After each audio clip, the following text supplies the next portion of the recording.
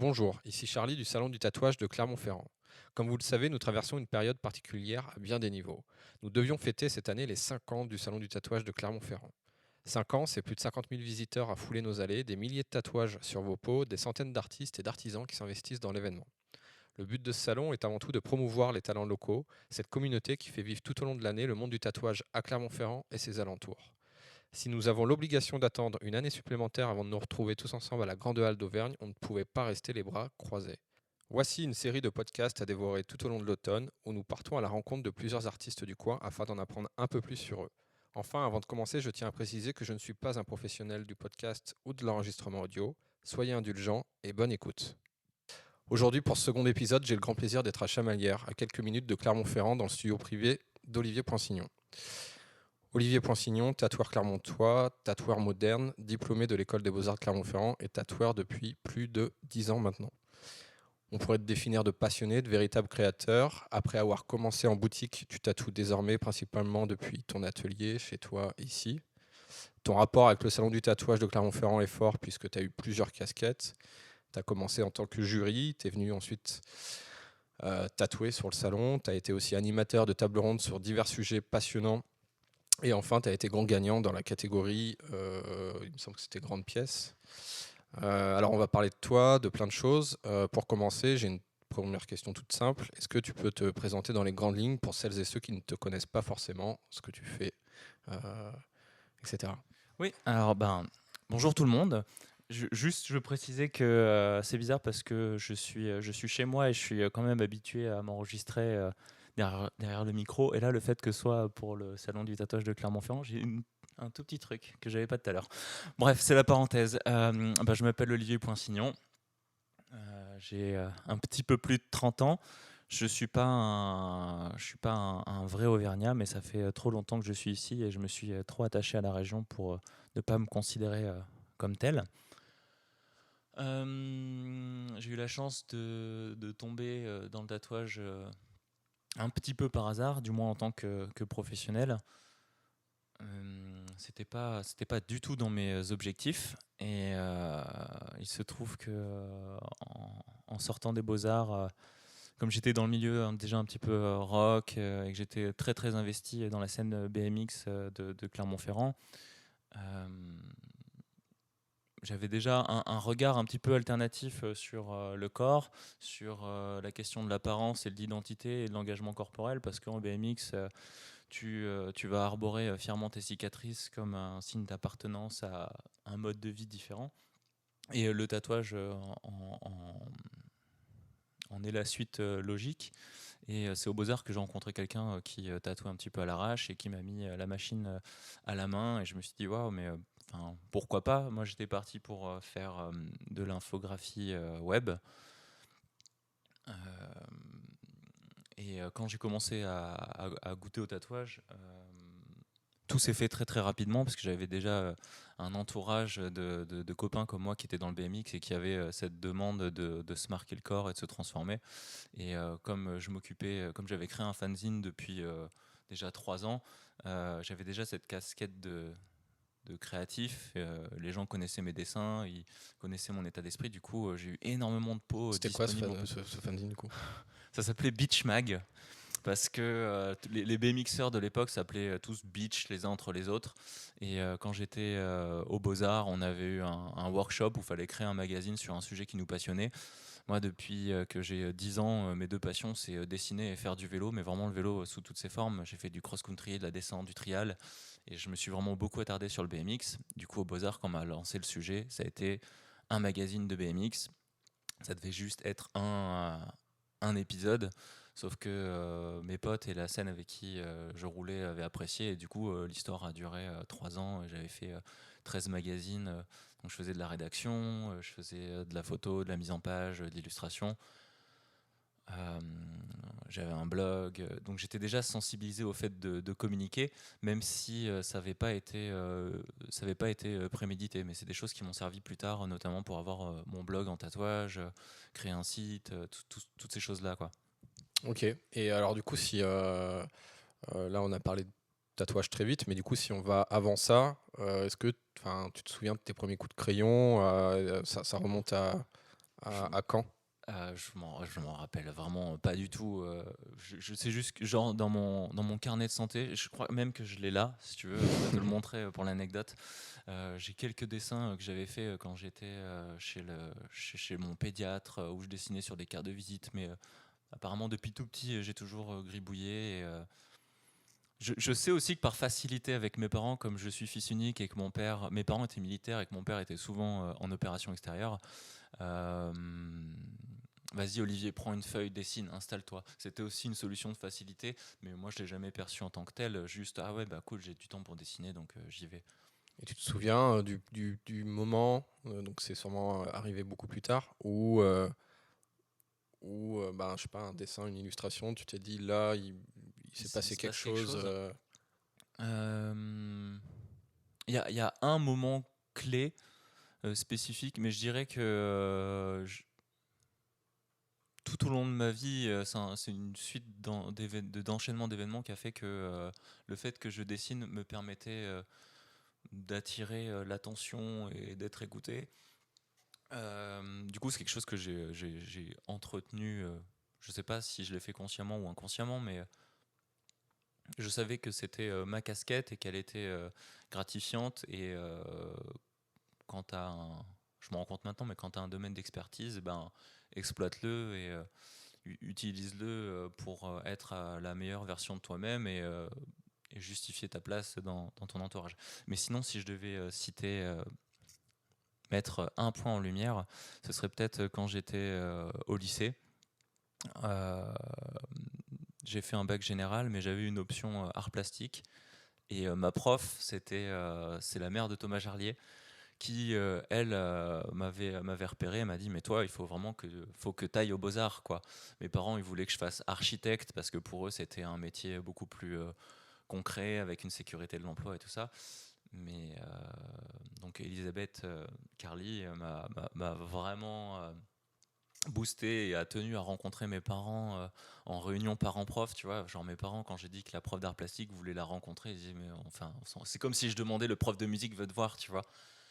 Et c'est elle, du coup, après cette réunion parents-prof, c'est même elle qui m'a emmené faire ma première visite aux Beaux-Arts de Clermont-Ferrand pour me montrer les lieux, la bibliothèque, tous ces trucs-là. Donc ça a été la prise de conscience que les dessins que je pouvais faire sur les classeurs ou sur les murs à droite à gauche avaient peut-être un pouvoir que je pouvais développer autre que juste pour faire plaisir à une copine sur son agenda. Voilà. Et que j'étais pas obligé de me confronter à toutes les contraintes techniques que l'architecture allait me réserver. D'accord. Alors on va parler de ton univers qui est, je pense maintenant, si on fait un bond de 10 ans plus tard, bien installé et bien marqué, etc. Euh, mais avant ça, tu parlais des premiers tatouages que tu faisais du coup sur les copains à l'époque BMX, école, etc. Est-ce que tu t'en souviens des trois quatre premiers tatouages que tu as fait? Ouais, ouais, ouais, je m'en souviens très bien. Et d'ailleurs, hier, j'ai rédigé un post là-dessus sur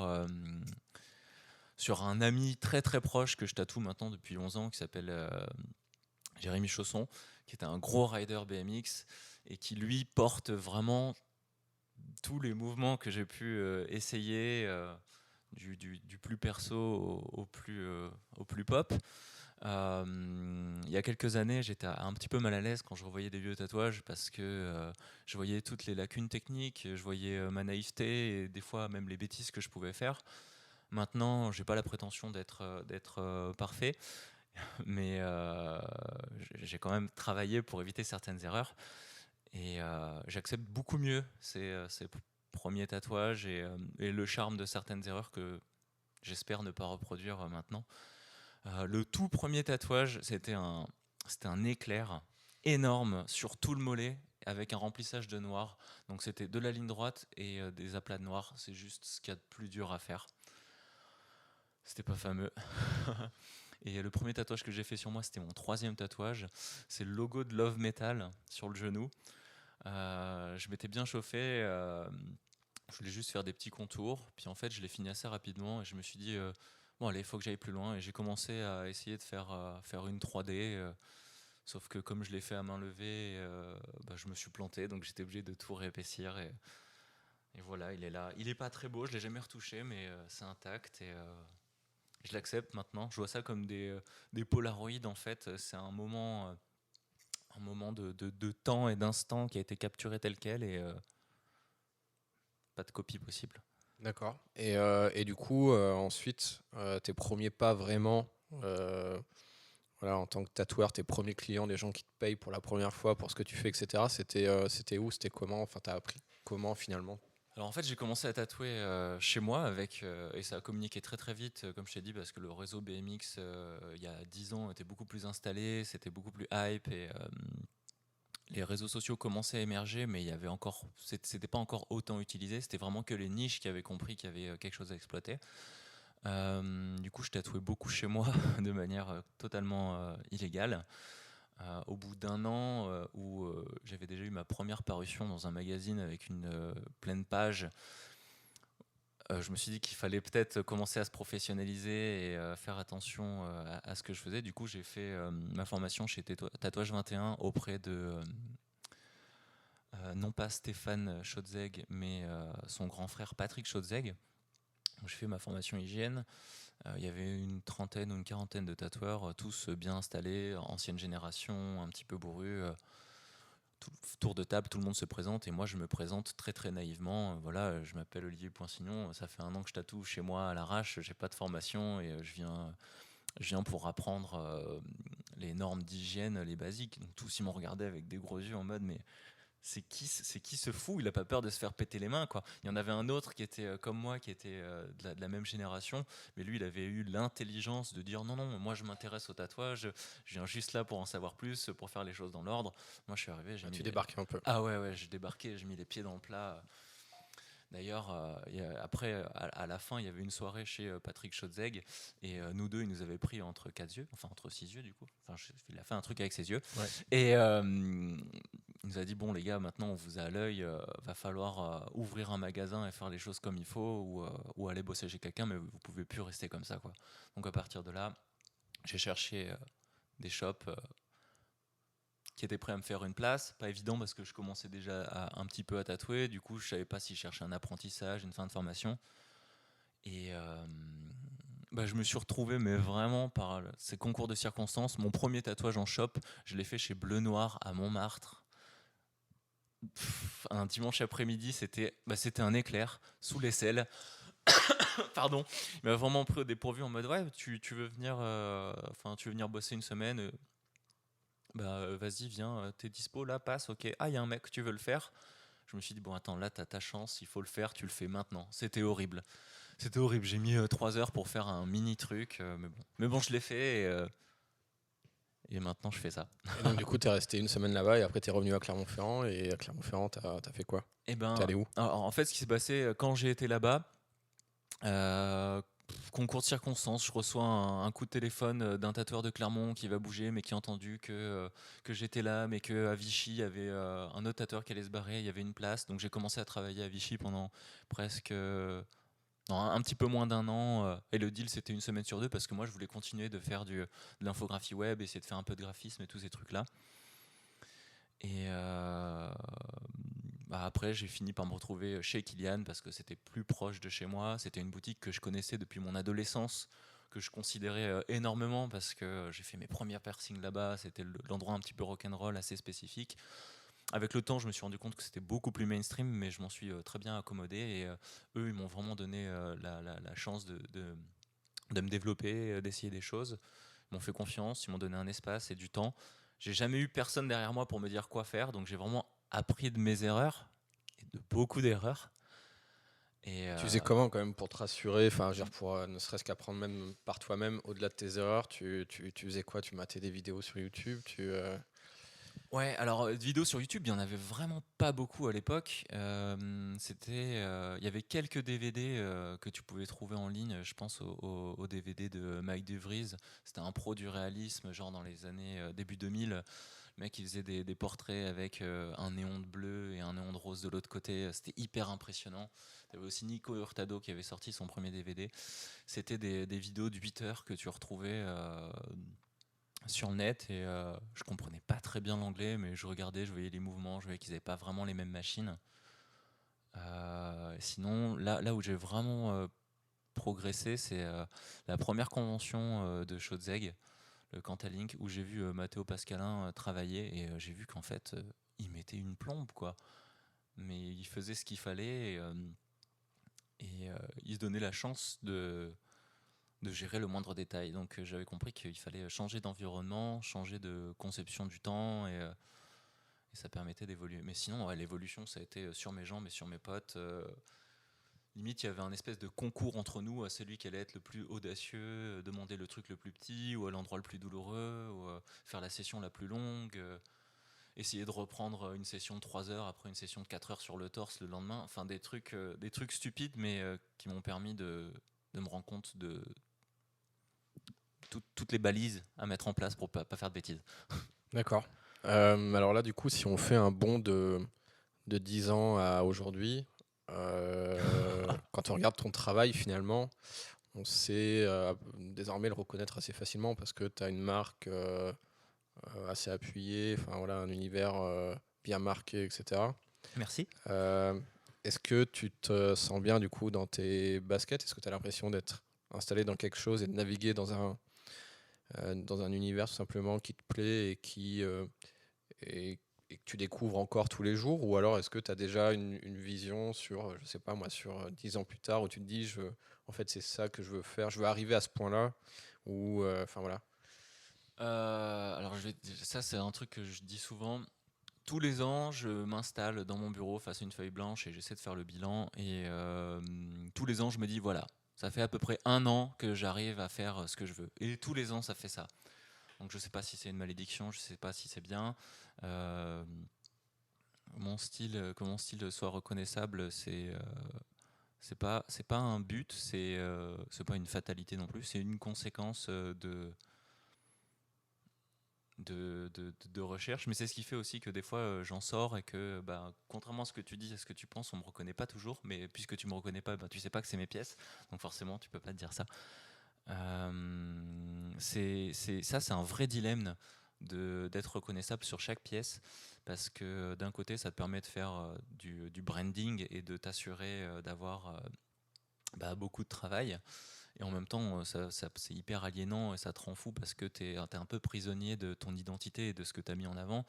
Il y a quelques années, ça m'est arrivé que des clients me disent non, c'est pas assez toi ça. Et c'est hyper frustrant parce que tu te dis ma personnalité est plus riche, il y a des domaines que je veux explorer et en fait, non, on me demande de taper juste sur cette personnalité-là alors qu'il y a d'autres choses à chercher. Et je sais aussi qu'en explorant ailleurs, on peut revenir étoffer nos points les plus forts. J'ai perdu le début de ta question du coup. Bah non, le début de la question c'était de savoir si là aujourd'hui tu kiffes ce que tu fais. Ah oui, je kiffe par contre. Ouais, Voilà. je Et kiffe à fond. est-ce que voilà, tu te sens juste ravi et que tu as envie de continuer là-dedans, Ouais, je suis ravi. Je suis jamais comblé à 100%. J'ai toujours envie d'aller plus loin, que ce soit dans l'environnement dans lequel je tatoue. Je sais que quand en 2018 j'étais allé tatouer avec Avoid, Lee Stewart, Playboy et tout ça, on a eu la chance de tatouer dans une friche, d'avoir 15 mètres de hauteur de plafond, 30 mètres de recul. Moi je suis rentré à Clermont-Ferrand, je cherchais dans la zone industrielle si je pouvais pas avoir un hangar pour travailler dans ces conditions-là, parce que du coup, ça, je dis pas que ça écrase le corps, mais ça le met dans une autre dimension où tu abordes la marque sur le corps vraiment d'une autre manière, quoi. À ce moment-là, tu as juste envie de faire des bodysuits, que de l'intégrale, de faire des choses beaucoup plus minimalistes, presque primitives, tu vois. Un truc complètement détaché de tout. C'est jamais détaché de tout mouvement artistique, mais que ce soit pas typé, qu'on se dise ça c'est très 80, 90. Non, on revient à un truc de l'ordre de l'homme préhistorique, quoi. Ça, c'est peut-être ma grande transversale, réussir à faire un truc primitif, suffisamment puissant pour que, peu importe ta culture, ça arrive à te toucher. D'accord. Alors pour les gens qui nous écoutent, si par exemple ils ne te connaissent pas, qu'ils n'ont pas Insta, même si je ne sais pas si ce genre d'individu existe encore aujourd'hui, mais et que tu devais donner, je sais pas, juste 3 mots, vraiment 3 mots pour définir ce que tu fais, c'est quoi les 3 mots? Ce serait trace, monochrome et geste. Ouais, non, mais du coup, c'est vrai que ça laisse. Si on connaît pas du tout ton boulot, vraiment, ça laisse plein de, Ouais. ça laisse plein de possibilités. Mais ok, bon, c'est cool. Alors, je voulais parler aussi. Tu fais beaucoup de projets qu'on peut qualifier d'appart, de performance, etc. Pour en citer quelques-uns, il y a le tatouage aveugle, le tatouage muet, le tatouage miroir à deux mains. Il y a également la série Ton visage, projet où des inconnus payaient de leur peau pour laisser leur visage sur un inconnu. C'est J'ai à peu fait la près ça. convention de Clermont-Ferrand l'année dernière. Ouais. Est-ce que tu peux nous sélectionner un ou deux de ces projets et nous en dire un peu plus et nous expliquer un peu ce que c'est? Ah, il faut que je choisisse parmi les projets. Ouais, ou de façon générale, mais ce que tu préfères. Euh, La question derrière tout ça, c'est plus pourquoi toi tu fais ça et pas quelqu'un d'autre, quoi. alors, pourquoi moi je fais ça? Je pense que c'est hmm, l'envie de se surprendre et l'envie de surprendre la personne qui vient me voir. J'ai pas envie de surprendre avec ma routine et de voir les ficelles que je tire. Là où je suis vraiment comblé, c'est quand je fais une session de tatouage où, en fait, en début de journée, je ne sais pas ce que je vais faire et la personne qui arrive, elle est au même niveau que moi. Du coup, on est réellement obligé de construire quelque chose ensemble, que ça va être dans notre échange, ça va être dans mes propositions et ça va être aussi dans l'écoute de mes propositions par rapport à la personne qui est en face. Et du coup, les performances, on va dire que c'est des moments de lumière peut-être moins personnels que quand je fais du projet custom, puisque ça s'adresse à un public plus large. Quand je fais ton visage, je ne m'adresse pas à un individu, je m'intéresse à une petite communauté. Peut-être pour me transcender, pour essayer de transcender toujours le côté très autobiographique et des fois un petit peu trop égocentrique du tatouage, mais après on peut pas le reprocher parce que quand c'est sur nous, c'est sûr on n'a pas envie de donner la place à quelqu'un d'autre. Euh, je crois que les performances, ça a été une envie, une tentative de rendre le tatouage utile d'une autre manière. Pas juste que ce soit une flatterie esthétique, mais essayer d'en faire, alors je vais pas dire du militantisme, mais une petite action sociale, une petite expérience. Et très concrètement, par exemple, si on prend le projet que tu as fait sur la convention, très concrètement, si on doit l'expliquer, c'était quoi ce projet? Le projet, c'était d'essayer de créer un cercle. Je vais pas mentir, hein. Quand j'étais aux Beaux-Arts, j'étais allé à la Biennale d'art contemporain de Lyon et j'étais tombé sur un concept qui m'avait surpris, où j'étais pas habitué à me retrouver en tant qu'acteur dans le cadre d'une œuvre. En fait, c'était un grand vestiaire avec des fringues qui étaient pucées. Et le deal, c'était tu déposes un de tes vêtements, on lui fout une puce, toi, tu as le droit de prendre un autre vêtement. Et du coup, avec la puce, tu peux suivre le trajet de ton vêtement. Et j'avais aimé cette idée d'échange, d'espèce de don de soi, de foi en l'inconnu. Et j'ai eu envie à un moment, alors je sais pas si je me suis rappelé de cette histoire, mais j'ai eu envie à un moment de faire quelque chose de ce même genre, de ce même goût en tatouage. En vrai, ton visage, c'est la déclinaison d'un autre projet que j'ai en tête depuis des années, mais que j'ai pas pu encore réaliser, qui est un petit peu plus engageant que ton visage, que je peux pas faire en convention, mais ton visage pour une convention, c'était intéressant. Surtout que c'est tombé à un moment où j'étais en conflit avec mon ego. Et ton visage, c'est vraiment un tatouage qui parle d'ego. Et je me rends compte que toutes les personnes qui étaient intéressées par ce projet mais qui n'osaient pas le faire, c'est parce qu'ils avaient peur d'avoir leur tête sur un beauf, entre guillemets, tu vois. Ils se posaient même pas la question de savoir ce qu'ils allaient recevoir. Et finalement, les 15 personnes qui ont participé, c'est des personnes qui étaient toutes très bienveillantes. La majorité, c'était des personnes que j'avais déjà tatouées ou qui me suivaient de très près. Et du coup, c'est un cercle de personnes, j'ai envie de dire, elles pouvaient se rassurer entre elles. Il y avait pas pardon, il y avait pas d'intrus. Le cercle n'était pas vérolé. Et d'ailleurs, dans cette même démarche d'ego, je ne sais pas si tu te souviens, mais mon stand était doré, Il brillant, était avec des beau, oui. lumières de partout. Et je voulais vraiment jouer de l'abus d'ego, où j'avais même mis de la couverture de survie brillante sur mon nom, quoi.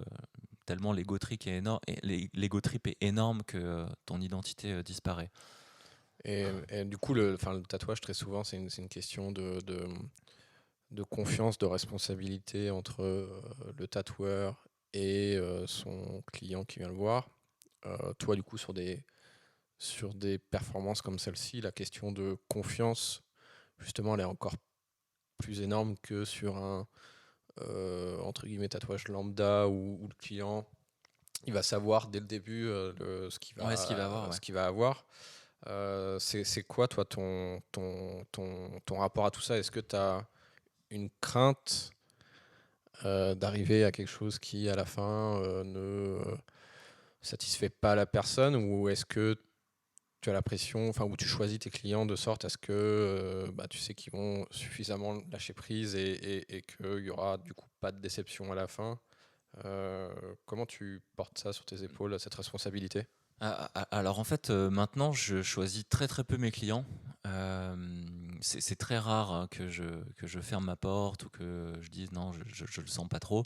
Euh, c'est pour ça que je communique énormément, que ce soit sur Facebook, Instagram, TikTok, YouTube, enfin toutes les plateformes que je peux développer, j'essaie d'être dessus et d'être présent régulièrement de façon à ce que la confiance soit déjà installée avant qu'on se rencontre. Je veux qu'ils connaissent mon rythme, mon intonation, mon lexique, mes ambitions, mes curiosités, pourquoi pas construire certaines explorations ensemble parce que j'essaie d'être très attentif au retour qu'on me fait.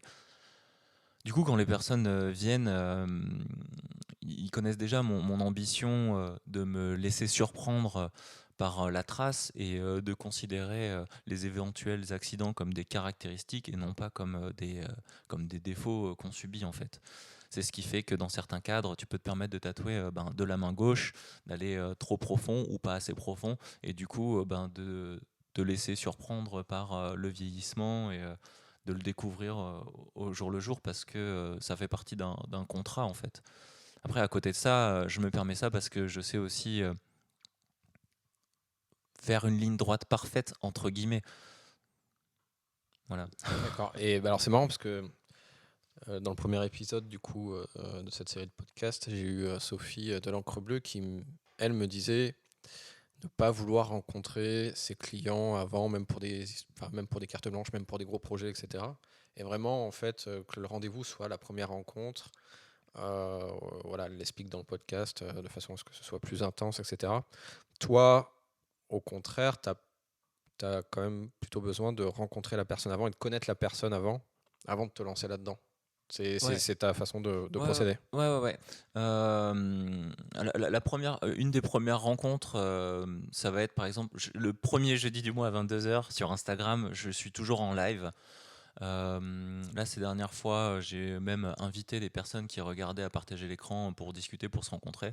Ça, c'est un premier moment de prise de contact pour certains. C'est une récurrence pour d'autres.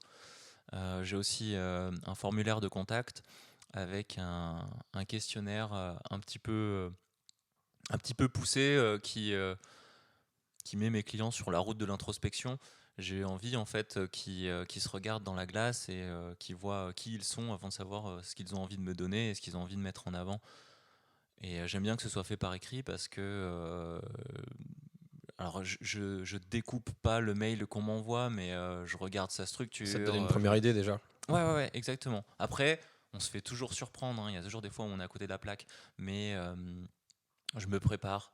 Et une de mes méthodes que je pratique depuis des années, quand je reçois un mail, je n'y réponds pas, je réponds pas tout de suite. En général, même si je suis en train de marcher dans la rue, je vais regarder si c'est un nouveau projet, je vais l'ouvrir, je vais le regarder, je vais le lire, je vais le refermer, comme si je l'avais jamais lu, de façon à essayer de me sensibiliser une première fois et faire un espèce de travail de fond, tu vois. Juste parce qu'on va me reparler, je sais pas moi, de la pelote basque.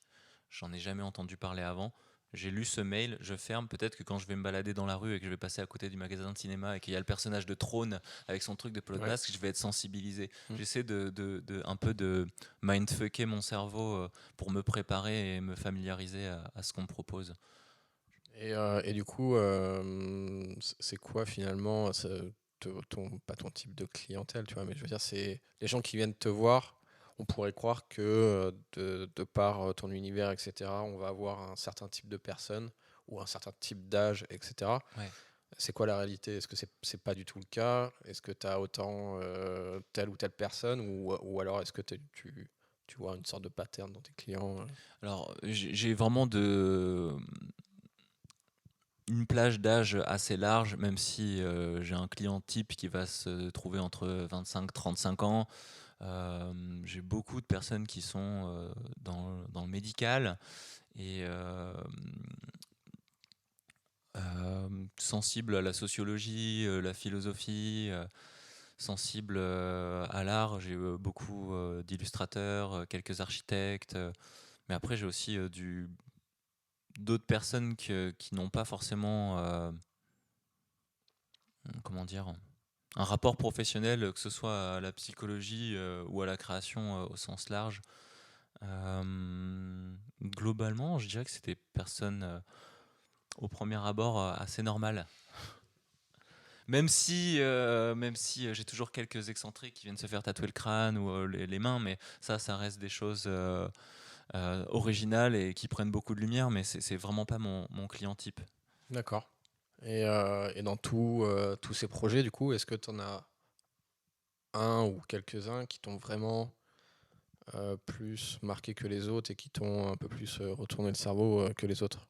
Ouais, bah alors il y en a un dont je suis particulièrement fier et c'est avec Cédric, c'est le papa.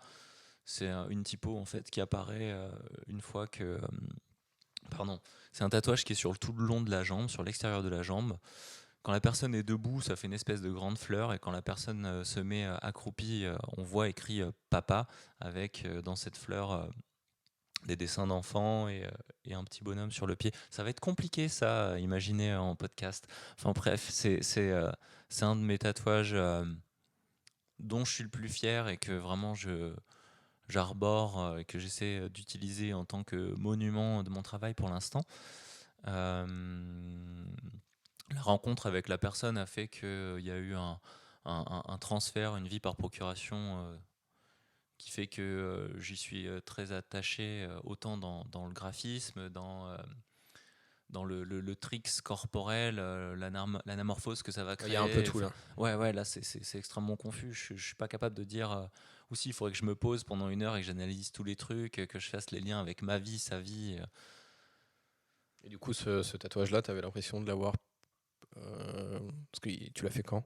Je crois qu'il a été fait il y a 2 ou 3 ans et l'échange avec Cédric a été assez long puisque on en a parlé pendant quasiment 1 an avant de se lancer. Alors bien sûr, je peux pas faire ça avec tous les projets. C'est juste, c'est c'est impossible, c'est impensable. Après derrière, il y a un engagement corporel de sa part qui était énorme parce qu'on part de la plante du pied jusqu'à sa fesse. C'est quelque chose qui a été fait dans la journée. C'est une session très très longue. Il est venu aussi avec ses enfants pour pouvoir faire des marquages bien spécifiques. Donc il y avait moi, il y a eu un gros engagement temporel de ma part, mais lui, il y a eu aussi un énorme engagement physique, financier, familial. Donc voilà, quand je sens que d'un côté, on me donne beaucoup, moi aussi, de mon côté, je vais donner mon maximum. Bah là, ça devient vraiment une aventure commune, quoi.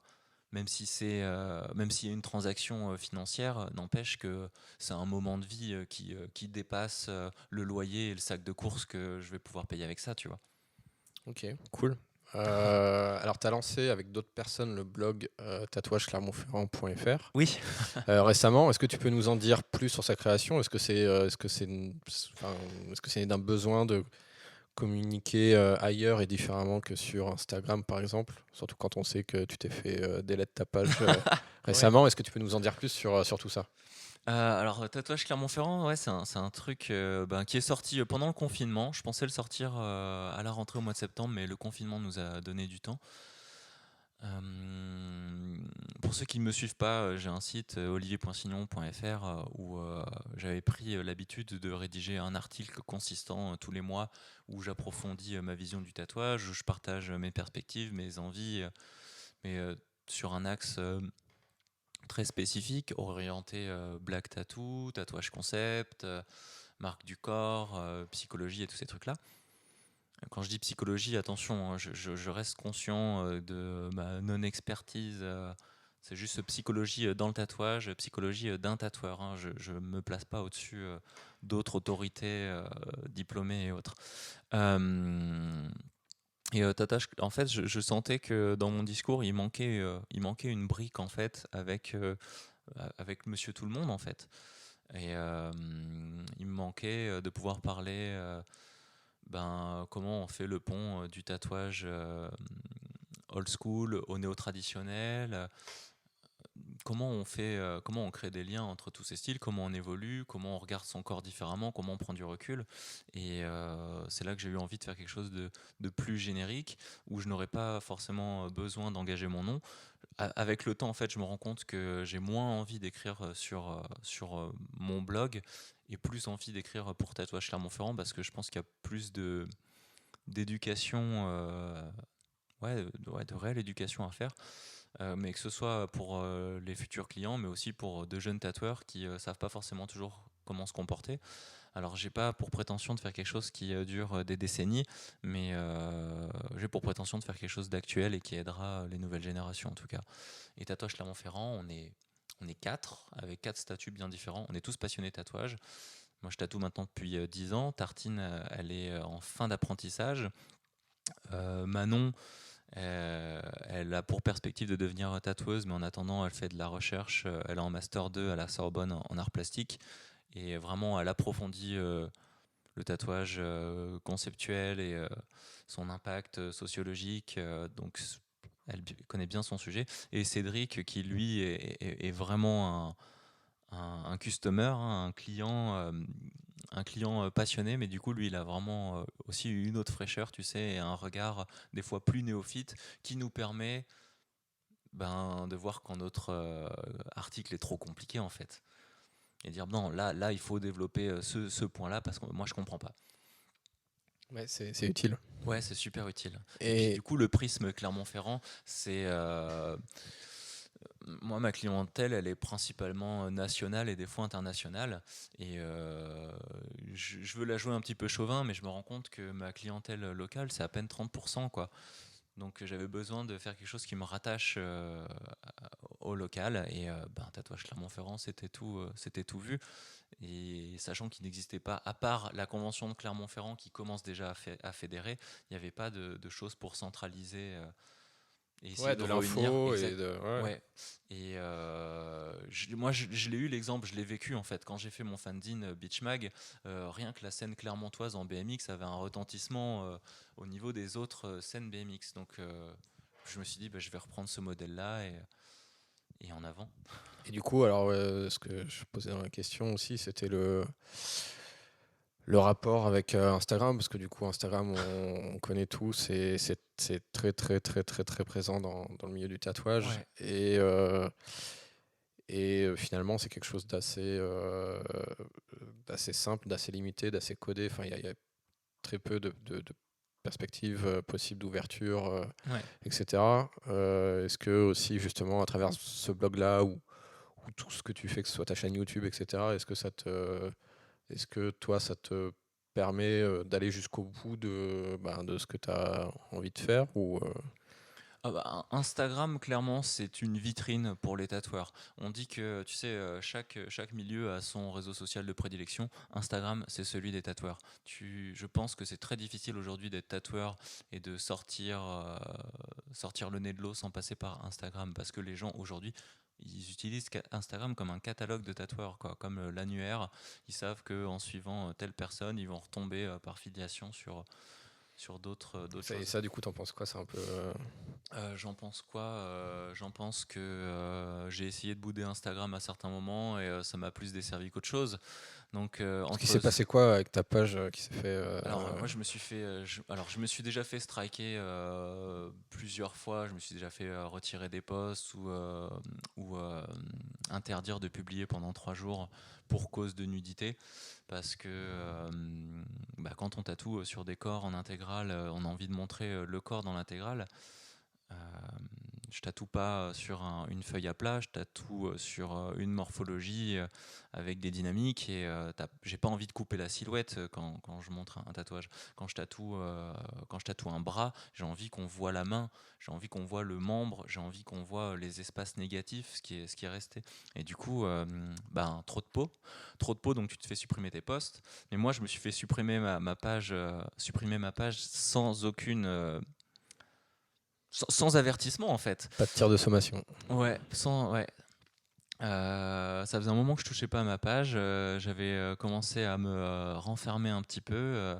En fin 2019, je voulais essayer d'être un petit peu plus silencieux, faire une introspection. Et j'avais changé ma description Instagram et j'avais mis ça que je me suis tatoué, tu vois. J'avais mis Be yourself. Non, pardon. Be useful to someone or kill yourself. Et quelques semaines plus tard, disparition de ma page. J'ai essayé de me loguer, on me dit non, non, interdiction.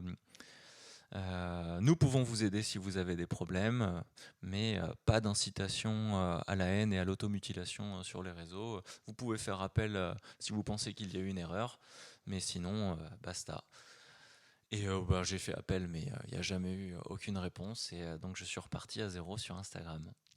Et ça, concrètement, vu que tu viens de nous dire que c'est une vitrine pour les tatoueurs, etc., est-ce que ça a eu une incidence sur ton activité, etc. ou, Alors, je pense que ça a eu une incidence. La chance que j'ai, c'est que contrairement à d'autres tatoueurs, j'ai pas abandonné Facebook, même si je sais que c'est pas exactement la même population.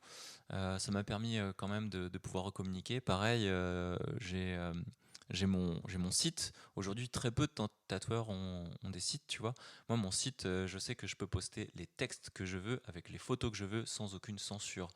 D'ailleurs, si vous voulez vraiment voir mon travail, allez le voir sur mon site. C'est là où il est le mieux présenté et où il est présenté vraiment comme je veux. Parce que c'est vrai que la galerie Instagram, elle te restreint en termes de forme, en termes de mise en page. C'est intéressant parce que quand tu scrolles, tu as une certaine récurrence qui permet de voir quand il y a quelque chose de différent et qui te plaît. Mais au-delà de ça, on est tous dans la même maison, quoi. Et c'est embêtant Bah ouais, un quand on peu. essaie de créer des univers et de les enrichir. Mais bon.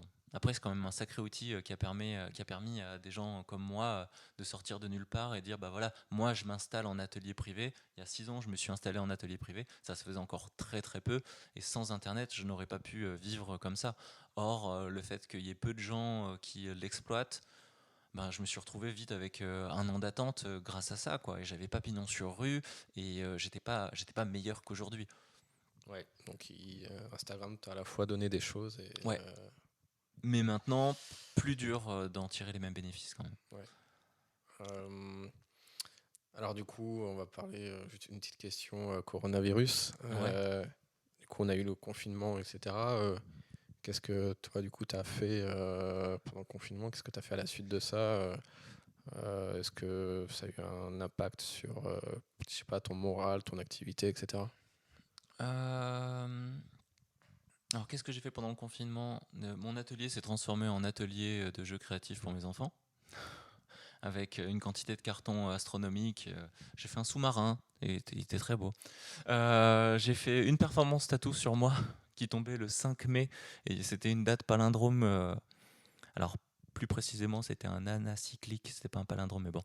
Que je devais faire sur une cliente, mais du coup, je l'ai projeté sur moi, et en fait, ça aurait pas pu être mieux en termes d'introspection. Le fait d'être tout seul dans son atelier pendant le coronavirus, de faire un truc qui est interdit sur les autres, mais autorisé sur toi. Bref. Quel impact ça a eu sur mon moral?